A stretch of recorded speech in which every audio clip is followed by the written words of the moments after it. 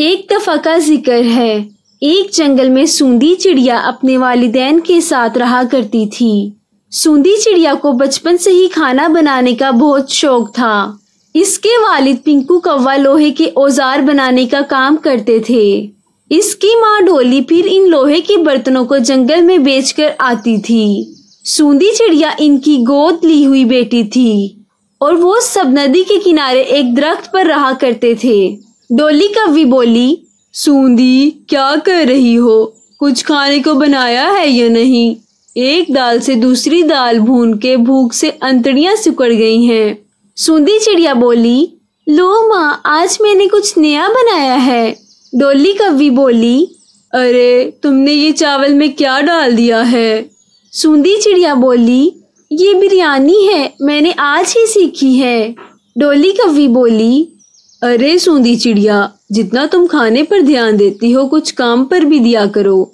जब देखो कुछ न कुछ खाने को ही बनाती रहती हो। 1-2 साल बाद तुम्हारी शादी भी करनी है, कुछ घर के काम भी सीख लो। ओहो, शर्मा गई। अच्छा चलो जाकर बाहर भट्टी गरम करो, लोहा पीटना है। पिंकू कौवा बोला, डोली हमारी बेटी बहुत समझदार है, हमेशा कुछ न कुछ बनाने की कोशिश करती रहती है, लेकिन हम लोग इतने रईस नहीं हैं, रोज इतना अच्छा अच्छा बनाकर खाएंगे तो कहाँ से आएगा। डोली कौवी बोली, फिक्र क्यों करते हैं आप, सब बच्चों की किस्मत है, सब खुदा देगा। पिंकू कौवा बोला, देखो मेरे बस की बात होती तो इसे 10वीं करवा कर घर में नहीं बिठाता, इसे और आगे पढ़ाता। डोली कौवी बोली, वैसे हमारी सूंदी जिस घर में भी जाएगी इस घर को जन्नत बना देगी, बस एक अच्छा सा लड़का मिल जाए। पिंकू कौवा बोला, अरे हम नारियल के खोल में रहते हैं, लड़का भी तो ऐसा ही देखना पड़ेगा ना। जब कभी डोली की तबीयत खराब हो जाती थी तो सूंदी भी कुछ औजार बेचने के लिए एक जगह पर बैठ जाया करती थी। एक दिन इसे वहाँ सोजू चिड़ा मिला। सोजू चिड़ा बोला, अरे सूंदी, तुम यहाँ क्या कर रही हो? सूंदी चिड़िया बोली, मैं ये कुछ बर्तन बेच रही हूँ। सोजू बोला, लेकिन तुम तो पढ़ने में इतनी अच्छी थी, फिर क्या हुआ, यहाँ ये सब क्यों? सूंदी चिड़िया बोली, ये हमारा पेशा है सोजू, मेरे वालिद जी ने मुझे 10वीं पढ़ा दिया, वही बहुत बड़ी बात है। हम परिंदों में वैसे चिड़ियाएं नहीं पढ़ाई जाती। सोजू बोला, अरे इसी वजह से हमारा मुल्क पीछे रह गया है सूंदी। अच्छा ये बताओ तुम रहती कहाँ हो? सूंदी चिड़िया बोली, यही नदी के पीछे ही हमारा नारियल का घोंसला है। सोजू बोला, सूंदी तुम्हें खाना बनाने का वैसे ही बहुत शौक है, क्यों ना तुम पिज्जा पराठा बनाकर बेचो, कम पैसे और कम टाइम में बन जाता है और मजा भी खूब। एक बार बनाकर तो देखो, लोहे के औजारों से भी ज्यादा कमाने लगोगी। सूंदी चिड़िया बोली, क्या तुम मुझे इसका तरीका बता सकते हो? सोजू चिड़ा बोला, हाँ जरूर, लेकिन पहले मुझे तुम्हें अपने हाथों की बनी हुई बिरयानी खिलानी पड़ेगी। कुछ दिनों बाद जंगल में एक तूफान आता है।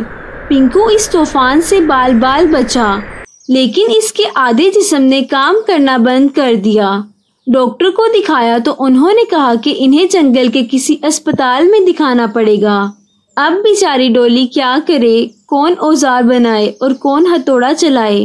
पिंकू बोला, सूंदी की माँ, ऐसी जिंदगी से तो मर जाना अच्छा है, मुझे जहर दे दो। डोली बोली, ऐसा मत कहो, आप ठीक हो जाओगे, मैं आपको जंगल के अच्छे डॉक्टर को दिखाऊंगी। पिंकू कौवा बोला, अरे लेकिन पैसा कहाँ से आएगा, जो जमा है वो सोचा है सूंदी की शादी कर दूंगा, लेकिन अब मैं काम करने के लायक नहीं रहा।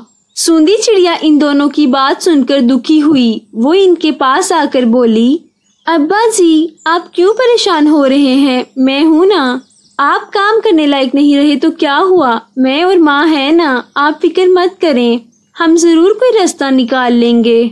अगले दिन सूंदी चिड़िया बोली, माँ जब तक अब्बा जी अच्छे नहीं हो जाते मैं घर के बाहर पिज्जा पराठा बनाकर बेचूंगी। डोली बोली, ठीक है, तुम भट्टी पर ही बना लिया करो।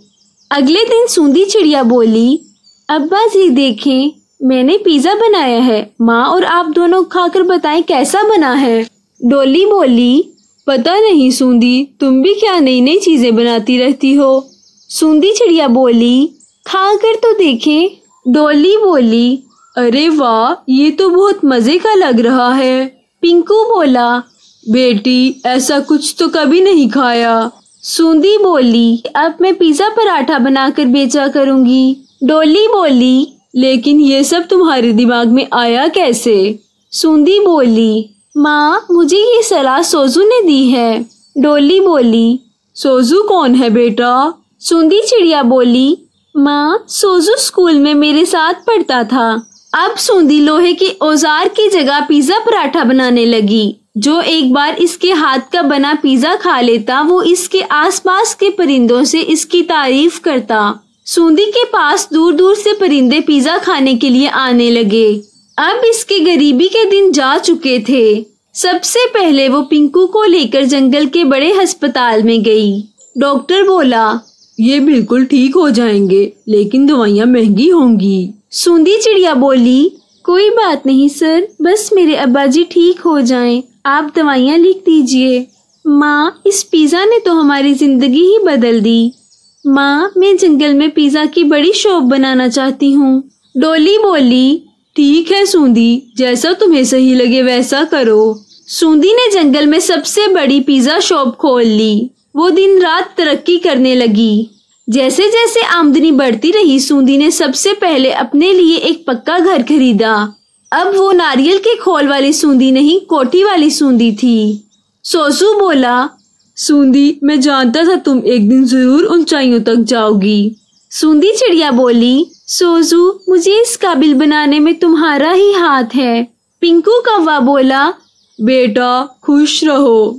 बेटा ये तो बहुत खुशी की बात है कि तुम इसके साथी बनोगे, तुम इसे हमेशा खुश रखोगे। इन दोनों की शादी हो गई और फिर वो दोनों मिलकर पिज्जा का काम करने लगे और हंसी खुशी रहने लगे।